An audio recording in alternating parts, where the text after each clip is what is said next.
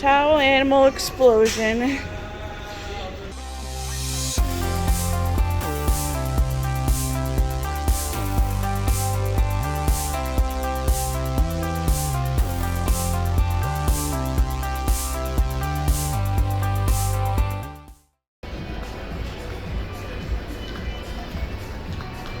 Okay guys, so today was again Mahogany Beach Day.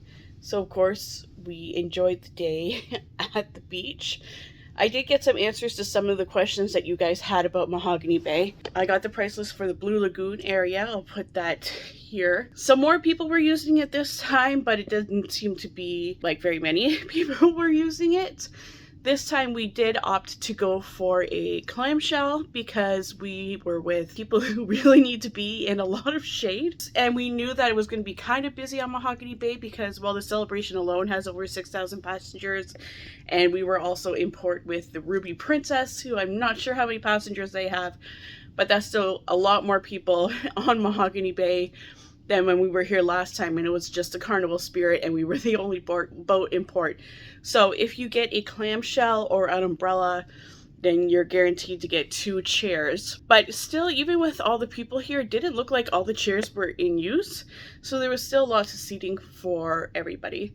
But we enjoyed having our clamshell. We enjoyed having a little bit of shade. And the clamshells were $30 for the day, and that gives you 2 chairs that goes with it. We also rented one of the floating mats for $9. So if you want to rent anything in Mahogany Bay, you can do it 2 ways.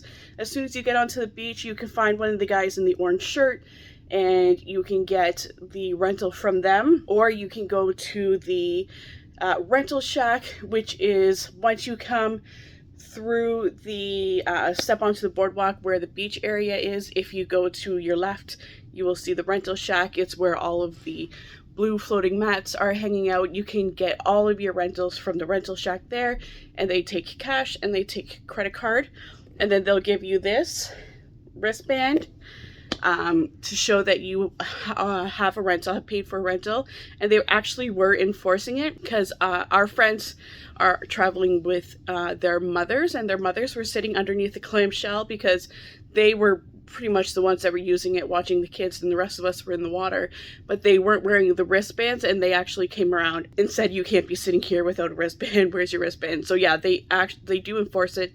So you can't just grab a clamshell and sit there because they're going to ask you where your wristband is. Mahogany Bay also offers Wi-Fi. It's $5 for the Wi-Fi voucher. You have to find the girl or guy.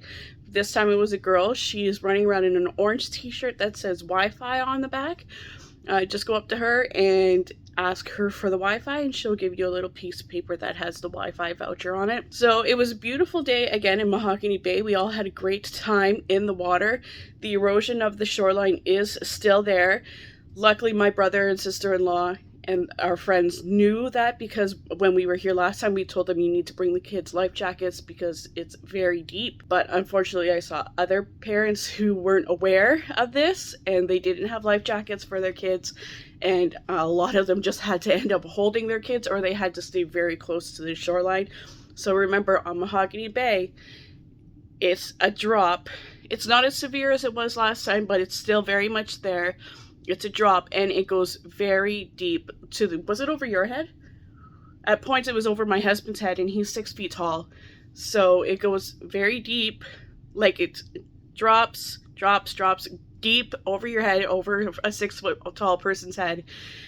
And then it stays deep for a while, and then you get out to a sandbar, but that sandbar is until you're quite a bit off of the shore. So if you have little ones and you're going to Mahogany Bay, bring their life jackets. Or if you have people who can't swim, pretty much stay close to the shoreline because it gets very deep.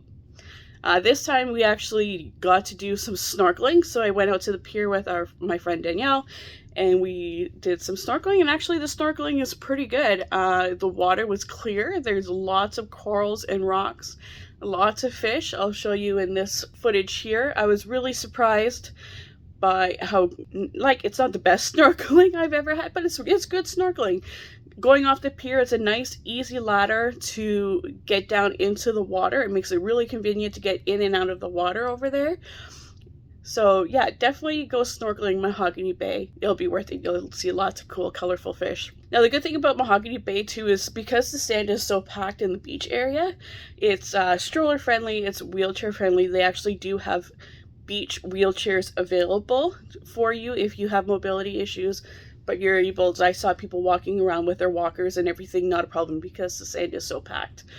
Now, I did not do the chairlift again this time. I was going to take the chairlift on the way back, but we were leaving probably around 3:30.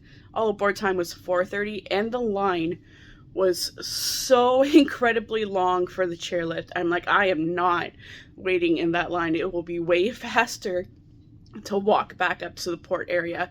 So myself and the rest of the group, except for my sister-in-law and my nephew Alex, we all walked, and I guarantee you we were probably on the ship and in our room and showered and everything before my sister-in-law even got off that chairlift.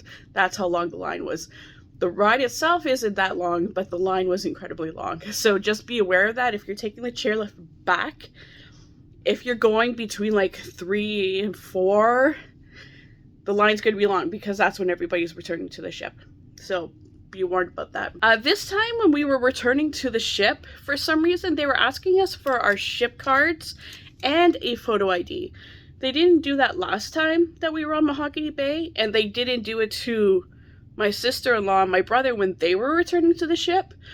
But so just be warned, sometimes they are going to ask you for photo ID to get back onto the ship. So just make sure you have some on you, okay? And also somebody asked on the other video if you can use your sail and sign card to pay for things on Mahogany Bay, and no you can't. You cannot use your sail and sign card, it's cash and credit only. So if you guys have any more questions about Mahogany Bay, just write a comment on this video and I'll try to answer them as best I can, and hopefully you guys can enjoy your next adventure in Mahogany Bay. Hey guys, one other thing I need to warn you about with when you're in Mahogany Bay. So Mahogany Bay is an hour behind ship time.